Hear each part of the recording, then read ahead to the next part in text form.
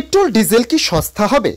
Donald ট্রাম্পের শপথ গ্রহণের পর আবারও ভারত সহ বিশ্বের দেশগুলির এ ব্যাপারে আশা বৃদ্ধি পেয়েছে। অনুমান করা হচ্ছে ভারতে পেট্রোল এবং ডিজেলের দাম আবার কমতে পারে। দেশের পেট্রোলিয়াম ও প্রাকৃতিক গ্যাস মন্ত্রী হরদীপ সিং পুরিও এর ইঙ্গিত দিয়েছেন।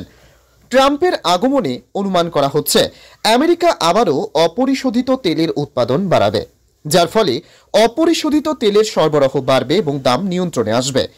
বিশেষ করে যেসব দেশ তেলের চাহিদার 70%-এরও বেশি আমদানি করে, এই দেশগুলোতে পেট্রোল ও ডিজেলের দাম কমবে। মন্ত্রী পুরি বলেছেন, রাষ্ট্রপতি ট্রাম্পের নেতৃত্বাধীন নতুন প্রশাসনের তেল ও গ্যাস উৎপাদন সর্বাধিক করার পরিকল্পনায় ভারতে আরও মার্কিন তেল আসার সম্ভাবনা রয়েছে।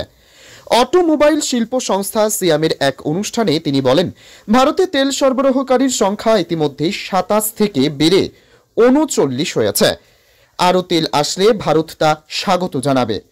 তেল ও গ্যাস উৎপাদন বৃদ্ধির জন্য ট্রাম্প প্রশাসনের পদক্ষেপ সম্পর্কে পুরি বলেন, বাজারে আরও আমেরিকান জ্বালানি আসবে।